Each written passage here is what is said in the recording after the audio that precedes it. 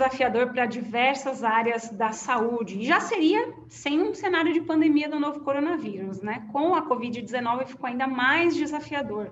O programa Saúde na Roda, nessa última edição de 2020, vai trazer um panorama de diversas patologias e quais adversidades os pacientes enfrentaram e quais perspectivas para o ano de 2021 que já está chegando.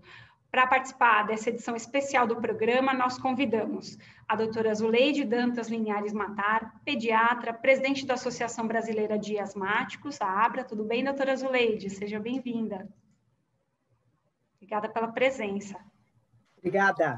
Foi muito bom estar aqui com vocês também. Muito bom. Também aqui conosco a Amara Giavina Bianchi, ela é dermatologista, um doutorado e pós-doutorado pela Faculdade de Medicina da USP. Tudo bem, doutora Amara? Bem-vinda. Obrigada pela presença. E o doutor Rafael Stelmach, que está aqui conosco, nosso consultor pneumologista do Hospital das Clínicas, ele que é presidente da Fundação ProAr. Tudo bem, doutor Rafael? Bem-vindo ao Saúde na Roda. Obrigado, Camila. Obrigado a todos vocês. Bom dia, Mara. Bom dia, Zuleide. Vamos ter uma conversa bacana aí nesses próximos minutos. E como a gente estava falando nos bastidores, vai ser desafiador contar em 1 hora de programa tudo que vai acontecer na saúde e não poderia deixar de estar conosco aqui 2 figuras centrais para a AMI-CDD, o Gustavo Sanmartin, que é o fundador da AMI-CDD, e a Bruna Rocha, vice-presidente da Crônicos do Dia a Dia. Que dupla, senhoras e senhores. Tudo bem, Gustavo? Bom dia, Bruna. Como é que vocês estão por aí? Bom dia. Bom dia, Camila. Bom dia a todos. Gente, deixa eu dar meu bom dia, que o meu mouse não funcionou só, mas agora eu vou dar o bom dia. Obrigada e desculpa. Imagina, super bem Mara. recebido esse bom dia. Tem tanta coisa para a gente falar, né, Camila? Algumas pessoas falam que 2020 passou que a gente nem viu. Na verdade, na área da saúde, a gente viu bastante coisa acontecer, né? Desde a falta de uma liderança num momento tão importante quanto a Covid-19, até, enfim, uma sociedade muitas vezes renegando a ciência, depois, por debaixo dos panos, ou às vezes na calada da noite, alguns decretos que diminuíam direitos de pacientes, mas a gente, e eu posso falar todos nós 6 aqui, que militamos aí por pessoas que convivem com condições crônicas, a gente acompanhou de perto. E acho que a ideia é a gente bater um papo sobre esses desafios e o que vem pela frente aí em 2021. Então, devolvo para você, porque tem muita coisa para a gente falar. Bruna também acompanhando aí a Crônicos do Dia a Dia. Imagina as demandas dos pacientes, né? Em busca de informação de qualidade nesse tempo de pandemia, não é? Foi um ano desafiador. A gente sempre trabalhou, né, na AMI, na CDD, no mundo online. Então, a gente sempre acolheu online, mas foi um ano muito desafiador porque as pessoas todas estavam, né, no online. Fora a questão, assim, do medo, né, de ser um grupo de risco dentro de uma pandemia que a gente, enfim, a gente está começando a entender agora, junto com a chegada das vacinas, igual é muito difícil. É um ano difícil para quem cuida, né? A gente fez um programa até específico sobre cuidadores, que eu participei aqui, porque quem cuida não pode ficar doente. Então, como que cuidadores e pacientes crônicos se viraram nesse período, o tanto de pessoas que deixaram de ter seus diagnósticos, o tanto de pessoas que tiveram diagnósticos no meio dessa pandemia, não tiveram acesso ao tratamento, estava difícil de conseguir remédio, estava difícil de ir buscar no posto de saúde, estava difícil de conseguir um benefício da Previdência, né? A gente vê que tem gente que até agora está tentando esse benefício de Previdência.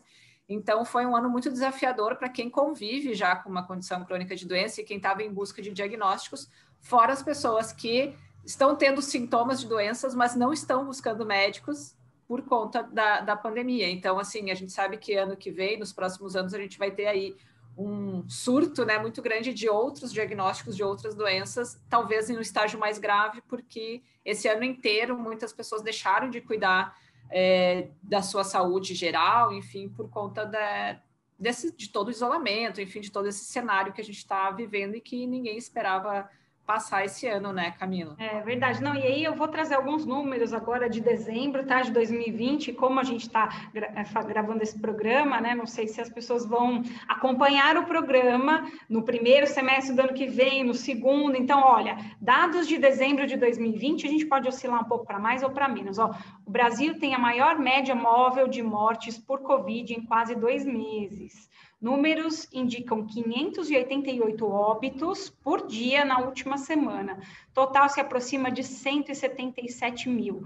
Tem essa notícia dos números, que sempre é desanimadora, porque ninguém quer ser estatística, né? Então, todo mundo preocupado, não importa a quantidade também, né? De óbitos e de pessoas infectadas. Mas uma boa notícia no meio disso tudo é que São Paulo deve anunciar hoje um plano de vacinação com início para janeiro. Ainda tem em relação à corrida pela vacina, né, que é o que todo mundo espera, mas eu vou começar esse bate-papo com o Dr. Rafael Stelmach, que é pneumologista e tem acompanhado de perto essa questão do coronavírus também, e basicamente doenças respiratórias, né, doutor Rafael, são as bem que preocupam por causa da Covid-19, sintomas muitas vezes semelhantes e tal. Se o senhor pudesse fazer um balanço para nós, né, da sua área de atuação, como é que o senhor acompanha, né, esse ano de 2020, como foi para a saúde nessa área de respiratórios, qual que é a análise que dá para a gente fazer, hein?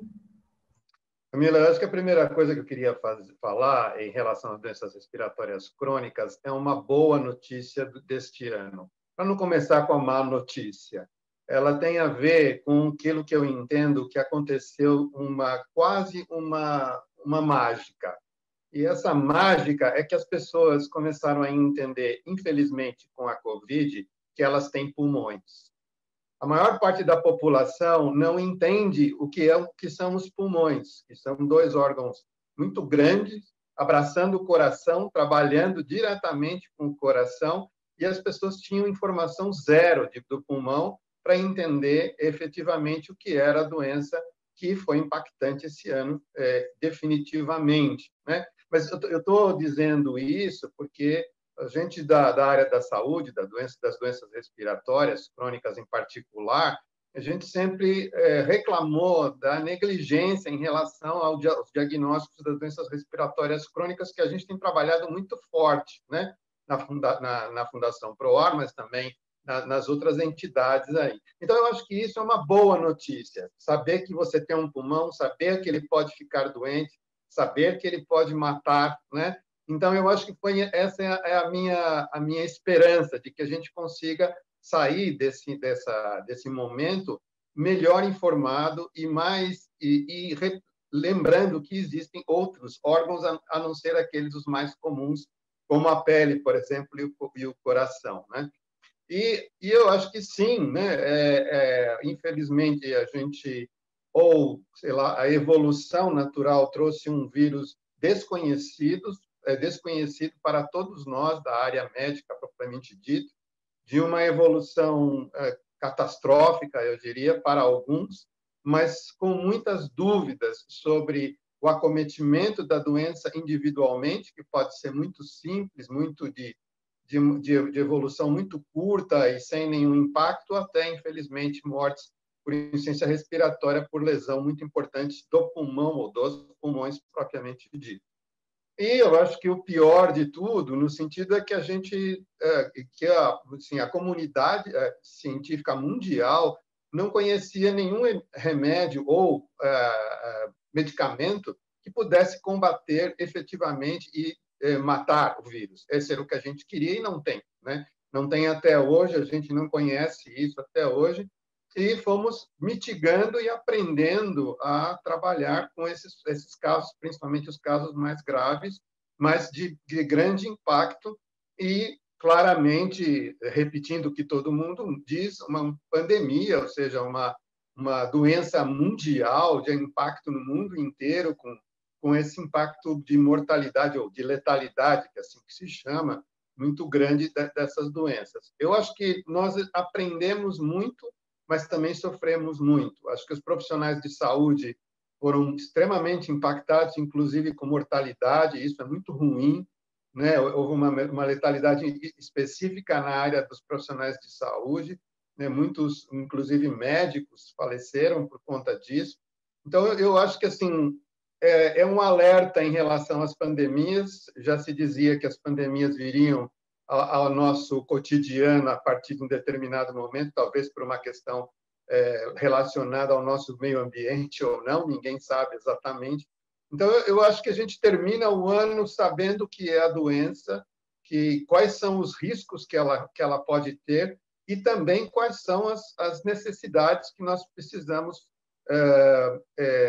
seguir, vamos dizer assim, para evitar uma doença que não tem um medicamento, né? Felizmente, também eu diria que nós temos agora a possibilidade de uma vacinação e vamos ver, esperamos que realmente os nossos gestores cumpram com o seu dever, o que não acontece em todas as esferas desse país, infelizmente, né? O negacionismo é muito grande e é uma ignorância, né? Porque a ignorância é aquilo que faz com que as pessoas sofram sem ela entender exatamente o que está acontecendo quando ela não está efetivamente esclarecida. Então, essa é a minha colocação inicial dessa doença e eu espero que em 2021 a gente consiga controlar com aquilo que é possível, ou seja, a vacinação, as vacinas, mas também o cuidado individual, a questão de pensar que essa doença, essa virose é extremamente letal. A gente fez um programa sobre o avanço em pesquisas e vacinação. Recomendo para você que estiver acompanhando esse Saúde na Roda, eu vou deixar aqui na descrição, né, o link desse Saúde na Roda que a gente falou especificamente sobre a busca pela vacina, né, que é bem importante. Agora, as doenças respiratórias, pelo que eu percebo, já trazendo a doutora Azuleide aqui para a conversa, e por algumas matérias que eu escrevi para a AMI-CDD em relação à ansiedade, né, os pacientes que sofrem com doenças respiratórias crônicas, eles já têm uma certa ansiedade. E eu senti isso muito dos pacientes asmáticos, né, que já tinham uma ansiedade por causa da pandemia. Qual que é a sua visão, a sua análise desse ano de 2020, doutora Zoeide, em relação a esse assunto? Eu comungo esse pensamento do Rafael, porque as pessoas passaram a prestar atenção no respirar, né? E o paciente asmático, ele já sofria isso antes. Então, ele já sabia o desconforto que é você ficar sem respirar, o desconforto que é, a dificuldade que é ter que brigar, além do desconforto respiratório, para conseguir medicamento, para conseguir tratamento. E, nesse período, houve uma piora muito grande, porque, de novo, muitas fake news. Então, no começo, vocês se lembram, o que foi dito? Que era para parar de usar corticoide. E os pacientes entenderam que, inclusive, os corticoides inalatórios, que é a base do tratamento do asmático, muita gente suspendeu. E nós tivemos que fazer um trabalho hercúleo na ABRA para sensibilizar essas pessoas e mostrar. Fizemos lives e mais lives e vídeos e posts para mostrar tudo isso. Então, houve uma inversão total. Os pacientes deixaram de usar o tratamento preconizado e passaram a usar o que não tinha nenhuma indicação científica e não tinha nenhuma validade, né? Então, todos nós aqui assistimos isso, a quantidade de bobagem que foi veiculada e muita gente abandonando o tratamento, muita gente deixando inclusive, de perguntar para os seus próprios médicos, né? De consultar os seus próprios médicos. Então, a ABRA teve esse trabalho. Eu tenho aqui duas visões, uma como médica, como pediatra, e outra como presidente da ABRA. Na parte da pediatria, foi um caos, porque essas crianças ficaram em casa, às vezes sem tratamento, né, no começo, e ainda expostas a uma pressão e um estresse muito grande. Então, nós tivemos um aumento muito grande de estresse e ansiedade de crianças. Gente, para vocês terem ideia, de abril para cá, 4 pacientes meus tentaram suicídio, sabe? Então, foi uma coisa extremamente séria. Os 4 asmáticos. E quando perguntado, o que eles disseram? Que se aquilo já era ruim, você imagina ter Covid. E um deles, pela possibilidade de estar com Covid. Então, ele achava que ele ia contaminar a família toda e ia ser um drama. Então, veja, a gente tem que pensar também na saúde emocional, que foi extremamente abalada de todo mundo. Porque foi perda de condição financeira, foi perda de status social, de contato com os colegas, de tudo isso. E para o paciente asmático, a ansiedade é péssima, nós sabemos. Eu sempre brinco e digo, Deus já pôs a cabeça em cima, qualquer que seja esse Deus que você acredite, para mandar no resto do corpo, né? Então, a cabeça está ruim, o resto do corpo vai ficar ruim também. Então, essa briga foi muito grande. Acho que nós temos um grande desafio, mas pela primeira vez nós tivemos visibilidade. E veja, a Covid não atrapalhou só de forma direta pelo impacto da doença nos causadores, nos atingidos pela doença. Mas nós tínhamos um PCDT de asma de 2013 que estava para ser atualizado. PCDT, para quem não sabe, é o protocolo que determina quais os medicamentos entram ou não no rol de medicamentos pelo SUS, e isso ficou estacionado. Muito também por conta do impacto da Covid, porque quase todos os recursos foram direcionados para o tratamento, para a prevenção, de forma errada ou correta, nós nem vamos discutir isso, mas aconteceu. Então, tivemos atrasos. Então, medicamentos que já deveriam estar no pulmão do paciente, a gente não fala nem na boca, no pulmão do paciente, não é na mão do paciente. Esse medicamento está só no diário oficial, não chegou ainda. Tá? Outros, nem no diário oficial, porque a gente ainda não teve. Dia 9 agora vai haver uma discussão em relação ao PCDT de DPOC. Por quê? O governo entendeu que era o momento para discutir as doenças que têm maior impacto, ou que são comorbidades para a Covid. E a asma não foi considerada. Né? E nós sabemos que, ainda que não seja uma população de risco para a média dos pacientes, mas nós temos os asmáticos graves e temos os descompensados. E esses, sim, eles fazem parte. Então, não é porque não faz parte da população de risco. Essa pessoa descompensada, ela faz parte. Então, nós precisamos trabalhar muito isso. E também a questão emocional foi intimamente ligada às doenças de pele, né? A doutora Mara, que é dermatologista, pôde observar, né? Eu vou contar um caso da minha família. Minha mãe descobriu dermatite atópica no meio dessa pandemia, né? Foi recém-diagnosticada faz algumas semanas só e estava intimamente ligada à questão emocional, por estar presa, ser idosa, grupo de risco, etc. e tal. Mara, qual que é a avaliação que você faz, né, com a experiência que você tem nessa parte dermatológica, né? Conta pra gente, por gentileza. Então, essa questão de pele, Covid, né, que foi o que dominou o ano, né, vamos dizer assim, está dominando, né, e vai dominar talvez ainda uma parte do ano que vem, pelo menos, né, foi muito importante na questão de pele.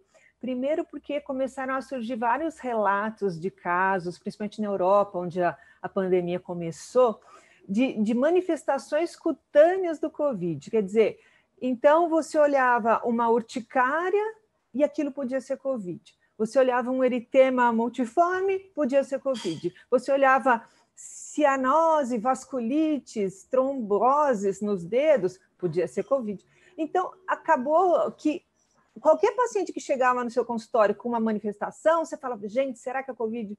E mesmo porque alguns pacientes, nesses relatos de casos, eles só tinham uma manifestação cutânea. Nem febre, nem anosmia, nem nada. Então, você fala, meu Deus, o que eu faço agora? Né? Será que eu vou pedir PCR, né, para todo mundo? Então, começou a dar um pouco de confusão até para o próprio médico. O que eu faço com esses casos, né? Daí, tem a outra questão que eu acho interessante levantar também, que o fato da gente justamente ter a Covid acabou impulsionando muito a telemedicina, né? Então, a gente que nunca, né, que tinha mínimo ou zero, né, de contato com essa modalidade, vamos dizer, de atendimento, teve que rapidamente mudar para isso. Então, a parte da pele tem um benefício muito grande, porque como as lesões, né, são lesões que você vê, tá certo que ainda é muito melhor ter o diagnóstico presencial, né? Eu adoro palpar as lesões, ver o paciente, etc.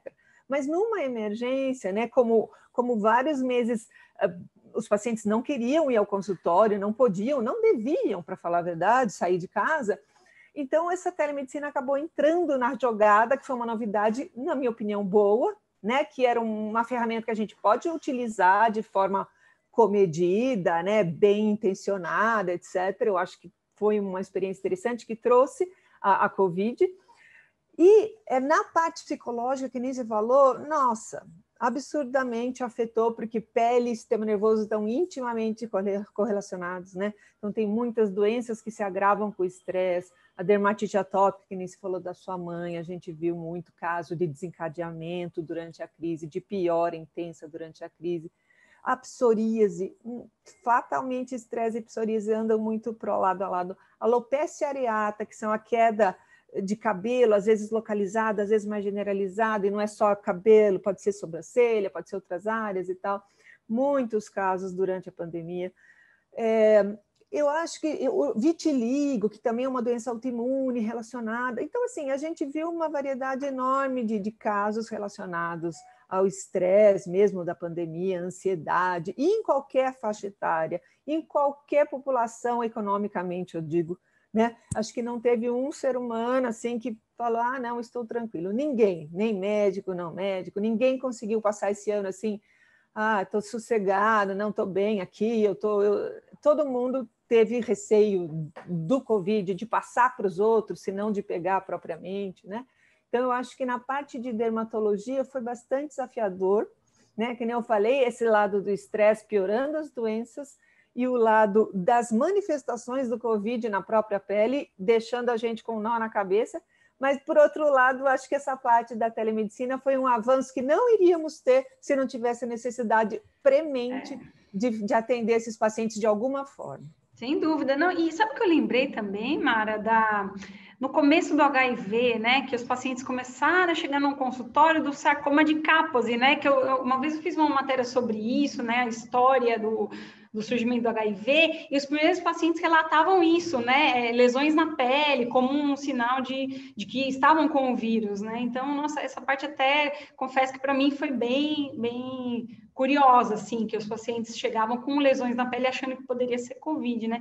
Gustavo, e dos pacientes com esclerose múltipla, né, que eu acho que é interessante também trazer, como é que foi o ano, né, para a esclerose múltipla? Um ano perdido, tivemos ganhos, perdas, enfim, o que você pode dizer para a gente? Camila, eu começo falando que eu sou um eterno otimista, eu digo, montei ONG, né? E aí eu sonho em mudar o mundo e tenho a Bruna junto comigo desde o comecinho. Então, eu acho que esse ano, pelo contrário, não foi perdido, a gente ganhou muito em aprendizado, mas às custas de muitas coisas, né? E eu acho que o principal ponto em comum aqui é as custas de saúde mental.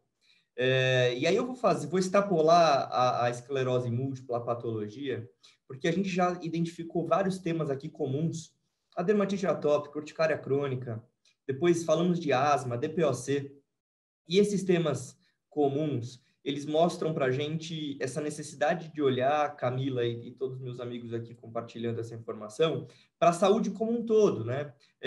De uma forma suprapatológica. Eu acho que, e aí me permitindo extrapolar a sua pergunta, Cá, eu acho que os pacientes de esclerose múltipla, eles não são diferentes de qualquer outro paciente ou não paciente que esteve na sua residência, lá na sua casa, naquele momento que parecia que se você saísse para a rua, era aquele cenário de filme apocalíptico, né? E se você pisasse na rua, você ia ser contaminado. Depois as pessoas começaram a politizar ainda mais a saúde, e a discussão saiu do âmbito da Covid-19 e foi para aquela questão de São Paulo versus o resto do Brasil, estados contra o governo federal.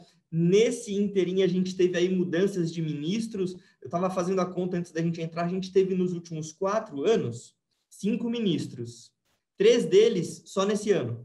Então, assim, num ano onde a gente mais precisava da gestão, né, em saúde, dessa administração em saúde, de um período de crise, a gente troca ministros como a gente vai à padaria, ou ia, né? Agora a gente diminuiu o pãozinho de toda manhã.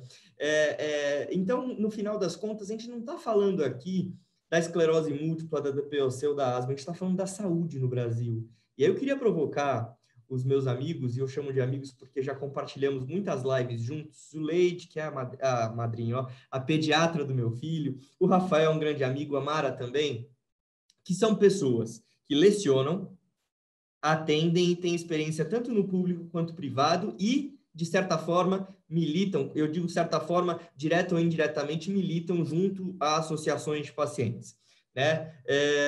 Como que vocês sentiram esse cenário de ter que não só cuidar dos pacientes, mas também lecionar, também prescrever o medicamento, e muitas vezes agora eu me coloco na posição de esclerose múltipla, para mim acesso é o dia que eu retiro o meu remédio e eu faço uso desse medicamento, e como a Zuleide disse, acesso foi prejudicado não só em asma, como em outras condições.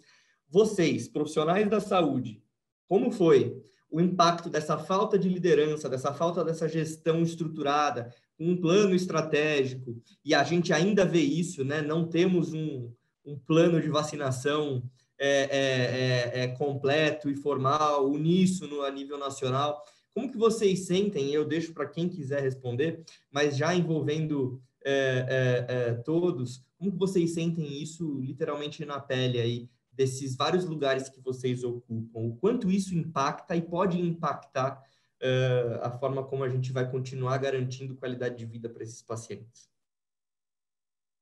Gustavo, eu vou começar, acho que um bate-bola aí rapidamente. Eu vejo um caos na gestão da saúde brasileira, sem nenhuma linha, ou, vamos dizer, pelo menos um projeto de como levar essa questão. Eu entendo que no início foi muito difícil, mas o mundo inteiro foi difícil e acabou se organizando, exceto alguns países. Acho que nós seguimos alguns países do lado ruim da questão. Claramente, se nós não tivéssemos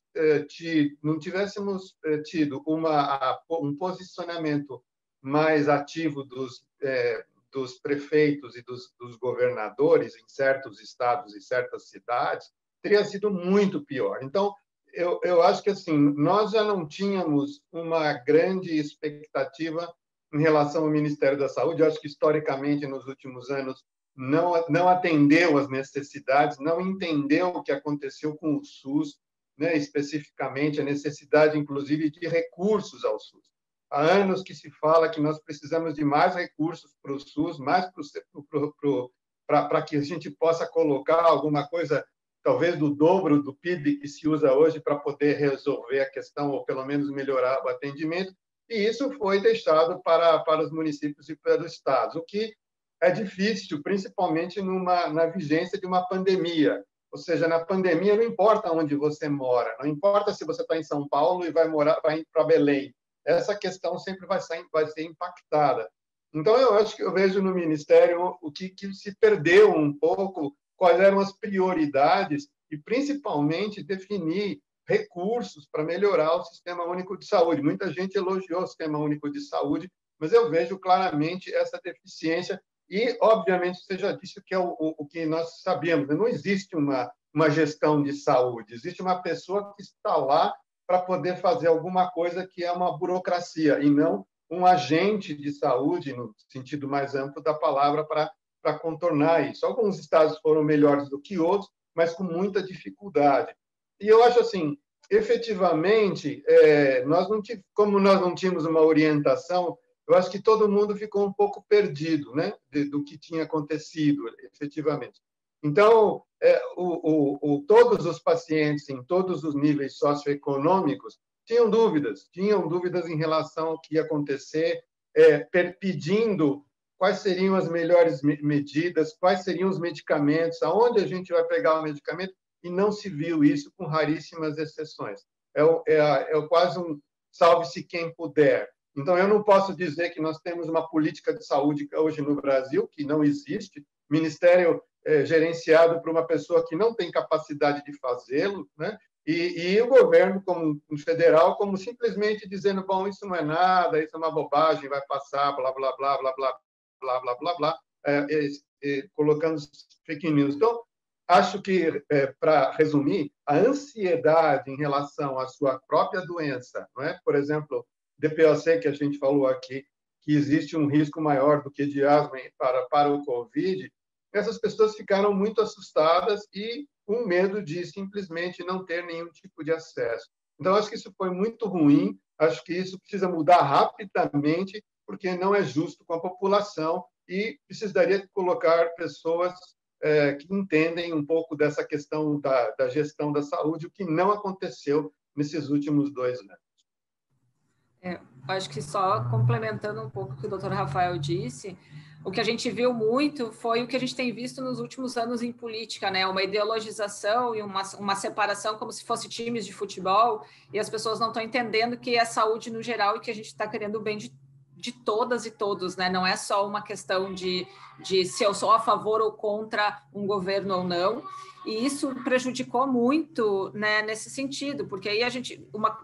uma coisa que a gente percebeu muito claramente, quem não tinha percebido ainda, é que a gente não tem um plano geral para a saúde, a gente não tem um plano geral para a educação. Essa pandemia colocou, assim, nos trouxe essa nudez, assim, do que está acontecendo, que a gente não tem planos específicos para áreas tão importantes no nosso país quanto a saúde e a educação. Então, por exemplo, o SUS, eu sou uma super defensora do SUS, eu acho que o SUS é um programa incrível, né? Quem já estudou o SUS, né, vê o quanto ele é um programa bom, um sistema público que poderia funcionar da melhor forma, mas o desfinanciamento, né, não digo nem subfinanciamento, o desfinanciamento do SUS nos últimos anos fez a gente chegar ao que a gente chegou, e aí hoje, quando a gente precisa realmente de um SUS funcionando, a gente vai ter para algumas questões. Mas, ao mesmo tempo, eu acho que a gente ter o SUS, né, ter esse plano que é o SUS há tanto tempo e funcionando, por exemplo, muito bem para a vacinação geral da população, me faz acreditar que vai funcionar bem a vacinação para a Covid, né? Ontem a gente estava comentando aqui em casa e aí a minha sogra ainda disse: mas vai demorar muito para a gente ter um sistema de vacinação bom para a Covid. Eu digo, olha, a gente já tem o melhor sistema de vacinas do mundo. Então, eu acho que a distribuição, se funcionar pelo sistema que a gente já tem, vai funcionar bem.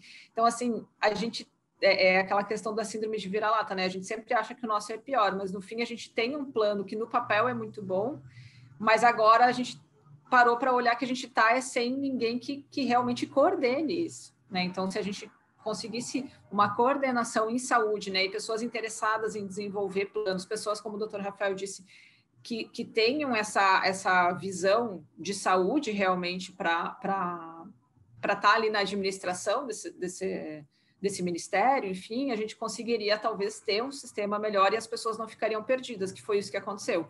Todo mundo se perdeu e, no fim, acharam na internet, muitas vezes formando grupos e formando lugares para se encontrar, e aí nesses lugares vai ter muita informação boa e também vai ter muita informação ruim, e por isso que a gente acaba tendo, né, pessoas, então, grupos negacionistas muito grandes e planos que não funcionam, né? Eu acho que a doutora Zuleide queria comentar, né, sobre esse assunto também.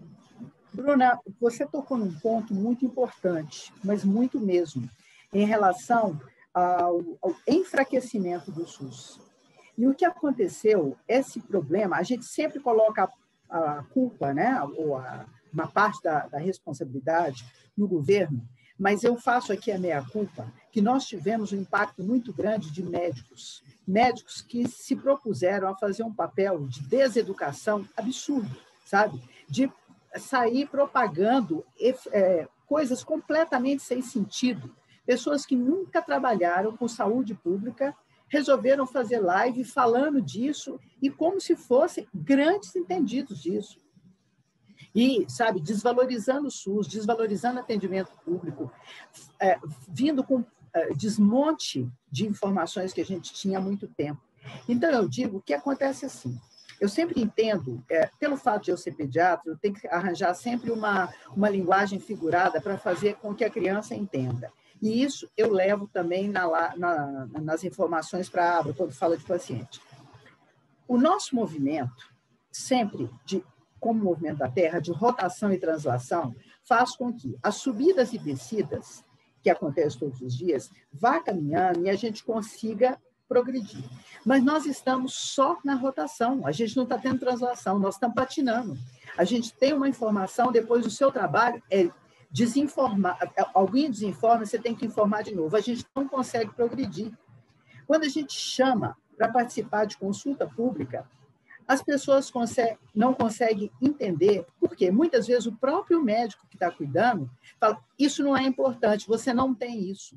Sabe? E nós sentimos isso na Abra, foi um horror. A gente teve participação de muito poucas participações de associações de pacientes, porque a associação entende que se não está falando da doença dela, ela não precisa participar. E eu acho que isso é uma falha social. Nós temos que entender que a gente é um todo.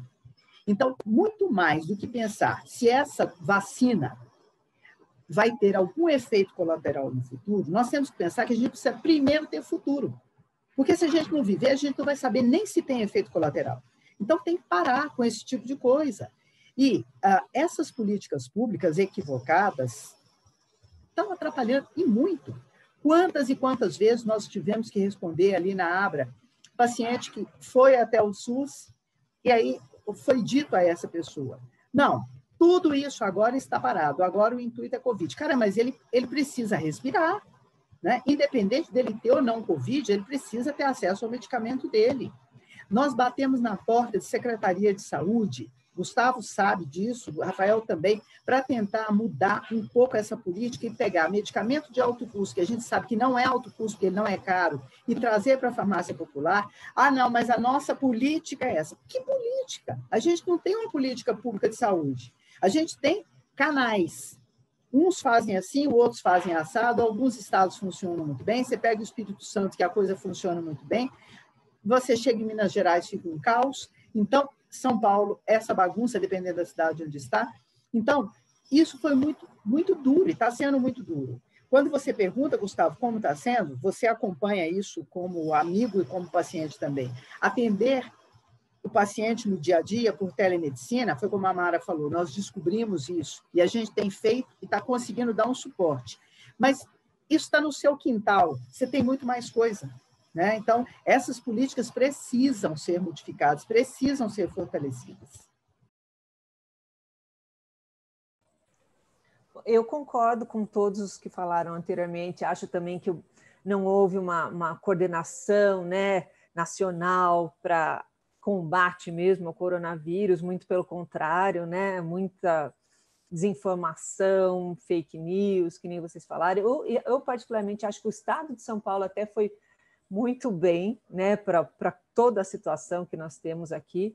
Eu acho que o estado de São Paulo acabou se virando bem. Eu acho que o fato do HC ter sido praticamente todo o Instituto Central ter sido voltado lá para o Covid, eu acho que isso desafogou muito o resto, né, dos hospitais e tudo. Então, eu acho que tudo que vocês falaram está muito correto, que o paciente em si ficou muito perdido, muito, mas muito, assim, e que nem eu falei, e de todas as classes sociais. Então, a gente, né, vê a própria família advogando, não, eu estou tomando ivermectina, eu tomo cozinho, Gente, de onde saíram essas informações? Um fulano que nunca nem, sei lá, se pisou numa escola de medicina, dando sugestões, assim como se fosse o quê? Um PhD ultra mega especialista em coronavírus. Então, assim, foi uma questão absurda e parece que é mais difícil mesmo a gente combater a fake news. Ela dissemina muito mais rápido do que a verdadeira, não sei, alguma coisa, esse alarmismo, né? Esse pânico que ela provoca e tudo. Então, você vê em todas as classes sociais isso, é uma coisa que foi absurda, né? E para nós, como médico, eu acho difícil de lidar, porque quando eu recebo num grupo de WhatsApp alguém falando mal de vacinas de um modo geral e todas aquelas bobagens de tudo que pode acontecer, me lembra, né, quando começou que eles achavam que tomar vacina de varíola ia virar vaca. Meu Deus, onde nós estamos? O que aconteceu com o cérebro das pessoas?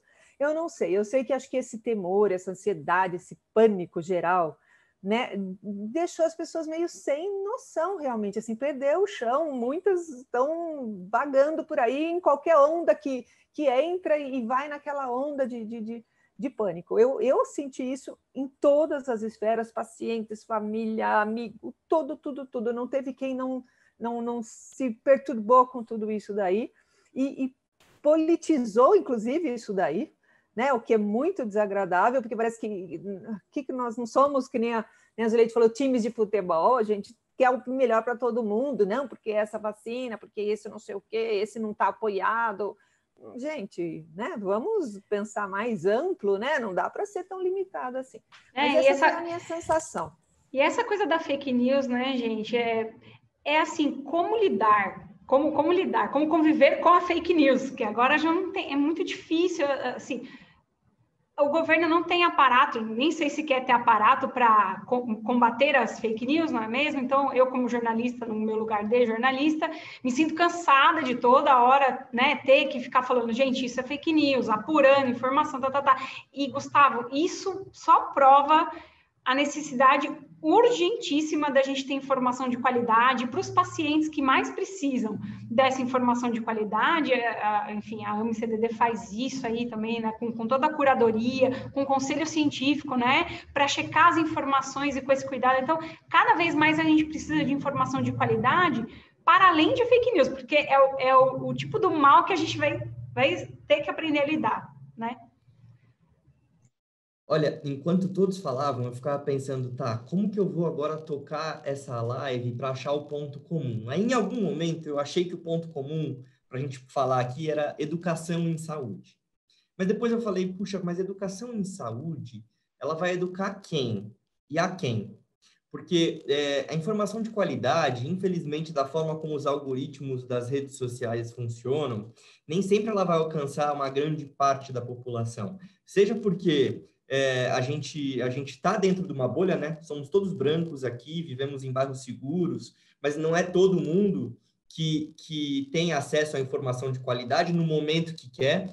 Muitos tiveram que, inclusive, durante a pandemia, se expor ali no transporte público, tendo que trabalhar, que muitas vezes o empregador ameaçava e ele tinha que continuar. Então, a informação de qualidade a gente consegue consumir, a gente consegue digerir, não somos analfabetos funcionais, e a gente consegue refletir. A gente fez um programa sobre racismo na saúde, e para quem se interessar, vale a pena entender que nem sempre a educação em saúde vai promover essa mudança. E essa mudança, ela não pode e não deve ser só para aqueles que já se interessam por saúde. E aí, quando eu pensei, puxa, então vamos falar de educação em saúde, mas eu acho que tem algo ainda mais profundo nessa temática que a gente vem falando, que é uma democracia jovem como o Brasil, é o poder e a percepção do que a participação social poderia fazer nesse momento. Eu queria trazer um pouco a provocação da participação social em si, seja quando a gente define sociedade civil, pode ser sociedade médica, pode ser paciente, pode ser amigo, familiar, mas acho que a nossa participação como promotores de mudanças aí de políticas públicas, ela, enfim, eu não vou falar deixa a desejar, porque a gente precisa aprender e amadurecer com isso, mas a bem da verdade é que existe uma terceirização da responsabilidade dessa promoção de mudança, né? Muitas vezes a gente transfere, da mesma forma que a gente transfere para o médico a responsabilidade de cuidar da nossa saúde, a gente também transfere para o gestor a responsabilidade de bolar um plano mirabolante, milagroso. E eu acho que a gente carece de espaços de participação social formais, com critérios de participação social, para que a gente possa acelerar essas mudanças. E eu queria, de novo, devolver para vocês o que vocês pensam da participação social no Brasil, um Brasil de extremos, um Brasil onde a gente já gravou sobre pesquisa clínica enquanto as pessoas renegavam a ciência, um Brasil onde a gente, no Saúde da Roda, falou sobre racismo na saúde, e aí algumas pessoas, todas elas brancas, falavam que não existia racismo na saúde. Esse Brasil de diferenças, o quanto ele é impactado nessas promoções de política pública pela falta de uma participação social estruturada, importante, e aí trazendo um pouco de conceito em saúde, de valor em saúde, não necessariamente do custo da saúde. Os nossos gestores, eles precisam evoluir numa avaliação de valor, né? Eu sou administrador de formação, valor é aquilo que te entrega tanto aquele produto ou serviço, não necessariamente aquilo que te custa aquele produto ou serviço. Trazendo esse monte de coisa para vocês, eu queria ouvir um pouquinho. Se talvez seja por aí, melhorar a participação social, qualificar, criar critérios, mais espaços formais. Será que é por aí? Ou nós vamos educar em saúde, tudo vai se resolver? A gente vai achar dinheiro, vai resolver? Por onde que é essa solução? Eu começo te falando que são 20 anos de experiência da Abra. Né? Então, aqui falando como presidente da Abra. Nós começamos com 5 idealistas que nos reunimos no café lá no Edmundo Vasconcelos e pensamos, a gente precisa fazer alguma coisa, porque cada um tinha um grupo de paciente deseducado e que nós precisávamos, entendemos que a gente precisava fazer alguma coisa. Nós demos murro em ponta de faca a vida inteira, porque a vida inteira nós fomos assediados de tal forma, vocês precisam fazer a propaganda do nosso produto. Né? E como você fala. E a gente não queria produto, a gente queria valor. E o nosso valor era educar esse paciente para que ele tivesse entendimento. E Com isso, nós conseguimos uma força grande. Esses nossos associados hoje entendem. E é muito legal que eles se reportam a gente quando vem alguma coisa. Ano que vem, nós vamos ter a felicidade de ter só leigo leigo na presidência e na vice-presidência, sabe? Que para a gente é fantástico. Nós já estamos com um garoto que entrou como paciente com 6 anos de idade, que é o Vinícius, que vocês já viram até fazendo matéria no Fantástico, que já vai ser alçado na condição de vice, porque a gente quer deixar isso na mão do Vinícius. Então, essa educação nos rendeu muito fruto. E essa educação, como você falou, como todos que me antecederam falaram, tem que ser apartidária. Porque se você cria alguma coisa de acordo com a sua convicção, ela vai morrer junto com você. Então, tem que ser muito mais amplo. O valor tem que ser saúde, o valor tem que ser entendimento. O cara que não entende o que ele tem, ele não vai brigar nunca para a melhoria daquilo, porque ele acha que é transitório. Quando ele entende que é uma doença crônica e que depende não só do medicamento, mas de políticas que o auxiliem no momento em que ele tem, por exemplo, ele tem um absenteísmo ou presenceísmo, porque ele vai trabalhar, mas não consegue fazer aquilo, ele adere muito mais e ele briga muito mais no bom sentido para a melhoria dele e dos demais. Ele quer que as pessoas alcancem o que ele precisa. Eu acho que a educação é fundamental. Não só do paciente. Aqui, de novo, eu faço a minha culpa. Do médico. Tem muito médico que não tem esse conhecimento, essa genética, vamos ver, esse DNA de saúde pública, e de pensar que não é só no consultório dele, ali nos Jardins, na Vila Mariana, onde quer que seja, sabe? No Sion. Ele tem que pensar na saúde pública do cara que está lá na ponta, que nunca vai ver, mas que ele precisa passar informação essencial para essa pessoa. Então, eu acho que a educação tem que passar pelo paciente, tem que passar pelo médico, para todo o grupo de saúde, porque saúde não se faz com médico e enfermeiro só. Você tem farmacêutico, fisioterapeuta, enfermagem, pessoal da limpeza, todo mundo tem que fazer parte desse sistema. Nós vimos a falha agora, e nós vimos a valorização desse pessoal, que são os atores, que não são os protagonistas, mas que sem eles a orquestra não funciona. Então, eu penso que a educação, Gustavo, acima de tudo, sempre. Eu vou puxar a sardinha também para a educação. Bom, quem me conhece sabe que eu venho da área de educação e saúde e da parte de cultura, e uma mudança cultural, ela demora mesmo, né? Então, assim, aquilo que a gente está construindo agora em educação vai demorar para a gente ver resultado, mas, ao mesmo tempo, a gente já vê, por exemplo, na AME mesmo, né, em esclerose múltipla, a gente já tem uma comunidade engajada e que participa, né? E eu acho que uma das questões que a gente pode ver no meio dessa pandemia, dessa coisa toda, foram justamente esses coletivos, esses grupos de pessoas interessadas em mudança, se reunindo pela mudança, seja em saúde, seja na questão do racismo, seja na questão do feminismo. A gente viu muito isso acontecer, e eu acho que é isso, assim, as pessoas estão tomando para si esse protagonismo que a doutora Zuleide disse, que, assim, é a minha vida que vai mudar se eu fizer alguma coisa, né? Então, eu vejo muito nas associações de pacientes, nos coletivos independentes, nesses grupos que estão se formando, as pessoas entendendo um pouquinho melhor, e aí eu acho que vem uma questão da educação para a política, né? Que não é de partido, não é de governo, é uma educação para a política pública, assim, para a gente entender o nosso papel político, de que eu sempre digo, né, quando eu falo da minha experiência com esclerose múltipla, que viver publicamente, falar publicamente sobre a nossa condição de diferença é um ato político. Então, assim, a gente entender que tudo que a gente faz tem política envolvida, e isso não precisa ter nada a ver com partido político, com governo, com eleição.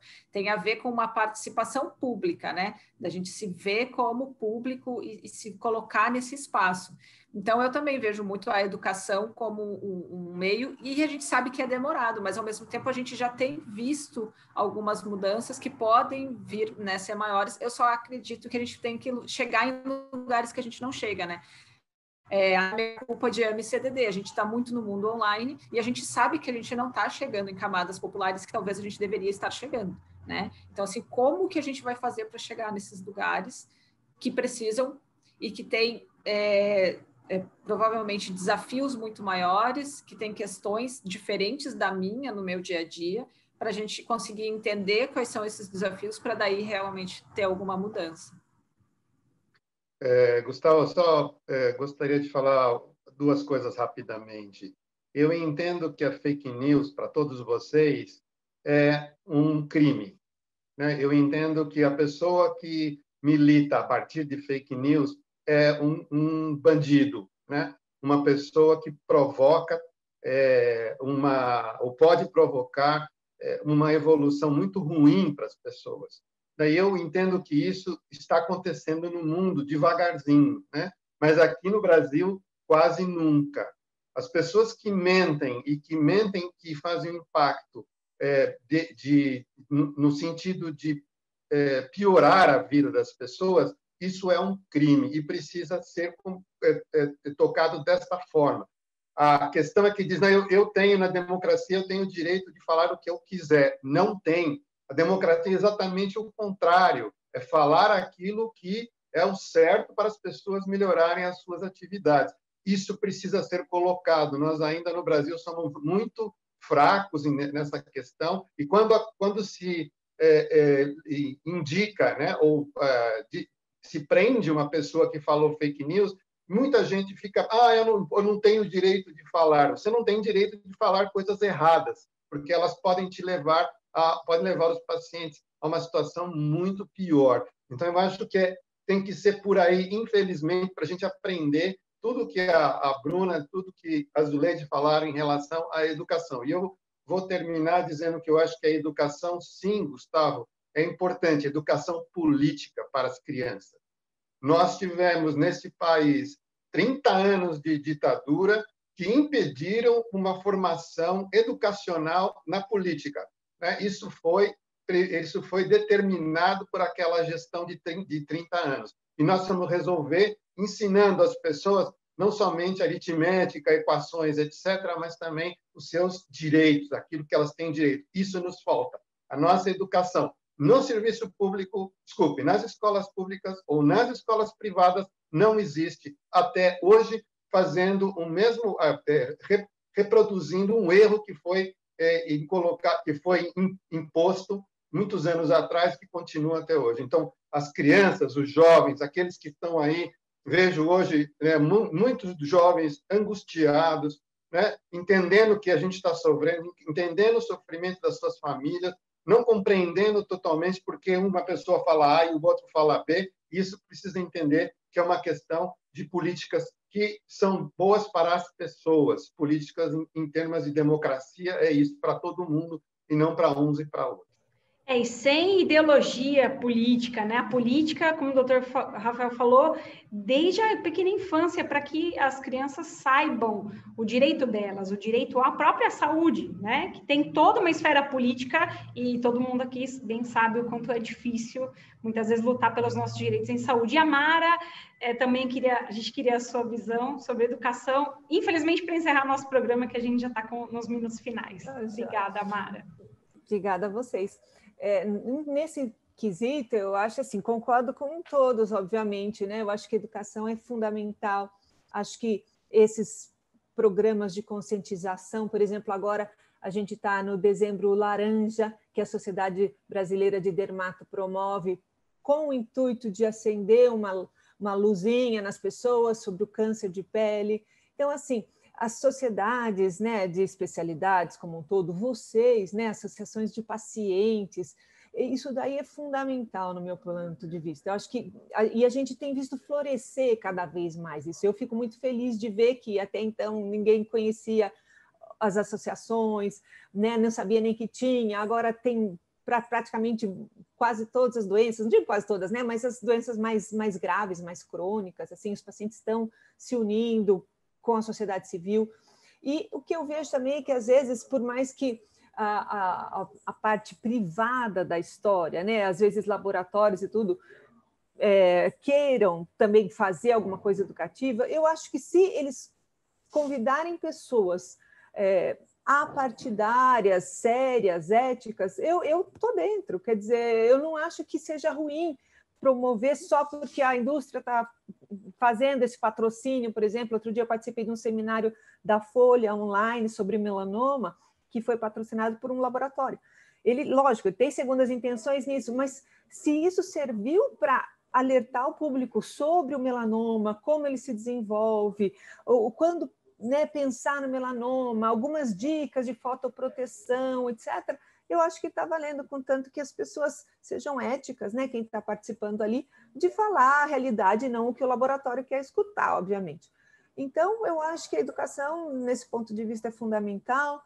Concordo realmente que a gente tem que ter posições políticas mesmo, né? De saber que o que a gente faz vai se refletir na sociedade. Concordo com o Rafael que não dá para sair falando o que quer e falar que, não, eu tenho a liberdade de falar o que quer, mas você tem a liberdade até estar prejudicando a outra pessoa, né? Então, se a sua informação era falsa, você passou para frente e prejudicou outra pessoa, você tem responsabilidade nisso, né?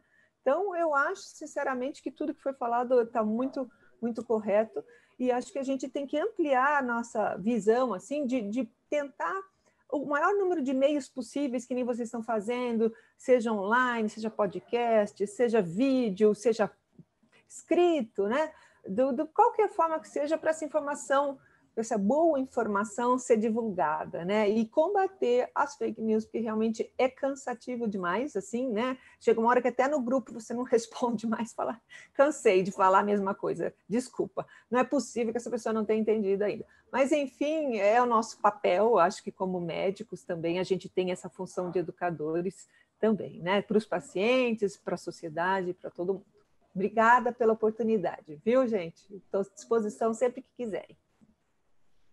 Que essa disponibilidade da participação de médicos incríveis que eu tenho a honra de conhecer, compartilhando informação, ela me faz muito pensar, e aí na fala do Rafael, que talvez eu seja ou filho ou neto da ditadura, né? Meus pais, os pais da Bruna, são os primeiros pais pós-ditadura, e que preconizava muito essa luta do bem e do mal, do certo e do errado, né? Acho que a nossa comunicação, em geral, ela sempre foi muito moldada para ser uma comunicação de guerrilha, né? Bélica. Então, eu não falo quem discorda de mim, ele é meu oponente, ele é meu adversário, como se eu estivesse num campo de guerra, né?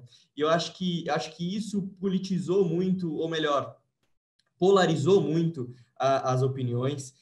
E seguramente educação, para além da educação em saúde, educação política, educação social, faz-se necessária. Assim como a Bruna disse, a gente não muda a cultura da noite para o dia, mas é importante que a gente faça eventos como esse, programas onde a gente pode trazer essa reflexão, para poder, de alguma forma, começar a provocar essa nossa própria responsabilidade da participação social. A gente não pode simplesmente terceirizar para aqueles que pensam como eu, a solução do problema. É a partir da diversidade, a partir do respeito à diversidade que a gente constrói alguma coisa melhor. Então, como um eterno otimista, eu começo 2021, para aqueles que nos acompanham ainda esse ano 2020, eu começo acreditando que esse respeito à diversidade e que a participação social, junto de uma educação de envolvimento político, social, ela é talvez o segredo para a gente fazer essas mudanças. Mas não esquecendo que a gente vive num país de extremas desigualdades sociais e que não dá para a gente também colocar só a culpa no bandido sem pensar o que a gente fez dele, né? Então, a provocação é de a gente diminuir essa linguagem bélica de que quem está contra é o adversário ou quem fez errado é simplesmente o bandido, mas sim a gente se responsabilizar por isso, talvez seja a grande sacada. Camila, suas considerações finais. Quero agradecer muito, Mara, Rafael, Zuleide. Mara, não posso deixar de mandar um abraço para o meu amigo Pedro, que também é outro médico incrível. E Bru, minha irmã, sempre comigo. O último programa do ano. Kai, com você. Que honra, para mim é um presente comandar esse ano de 2020 o Saúde na Roda. Espero que a gente consiga continuar esse trabalho em 2021, porque é de extrema importância para todos nós, né? Agradecendo o Gustavo Sammartin, a Bruna Rocha, a doutora Zuleide Matar, Rafael Stelmach, Mara Giavina Bianchi. É um prazer reunir grandes nomes da saúde brasileira aqui nesse programa. Espero revê-los no ano que vem, tá bom? Fiquem bem, se cuidem e até uma próxima oportunidade.